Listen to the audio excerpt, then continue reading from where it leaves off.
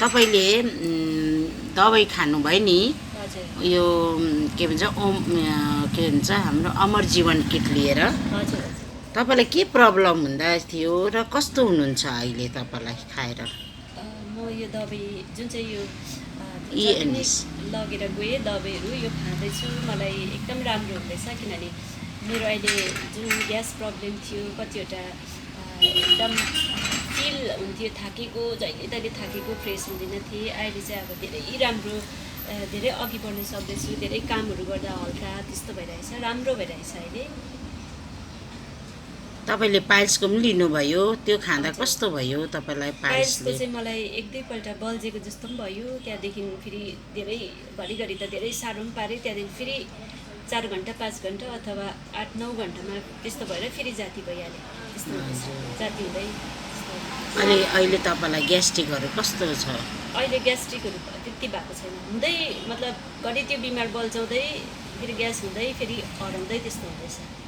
तपाईले खानु भएको कति दिन भयो आज मैले खाएको त कति दिन हुँदैछ कति तारिक पो लगेको मैले तपाईले अब 1 महिना पुग्न आँटेको छ कि 15 दिन 15 दिन यस्तै हुँदैछ धेरै राम्रो हुँदैछ अब मलाई हिँड्नु प्रब्लम त्यस्तो केही छैन नभए चाहिँ मलाई धेरै साह्रो परिरहेको थियो हरेक कुरा अहिले हल्का लाग्दैछ हल्का तपाईलाई लाग्दैछ हजुर अन्त हाम्रो अलिबेरा जुस खाएर चाहिँ कस्तो लाग्दैछ त्यो तपाईलाई जुस चाहिँ खाएर चाहिँ एकदम फ्रेस हुँदैछ त्यो जुस खाएर चाहिँ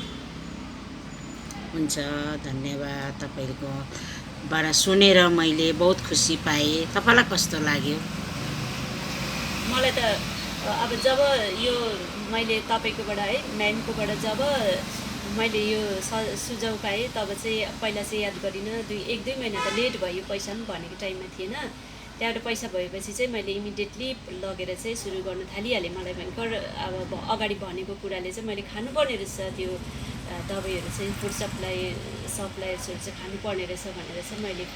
फेरि छिटो त्यो लगेर चाहिँ सुरु गर्न थालिहालेको हजुर तपाईँ अब 4 महिना चाहिँ कन्टिन्यू खानु लानु भएको छ नि हजुर अब खाएर हेर्नुहोस् रिजल्ट कस्तो हुन्छ हजुर त्यसमा मासुहरू चाहिँ नखाएको बेस्ट रहेछ यो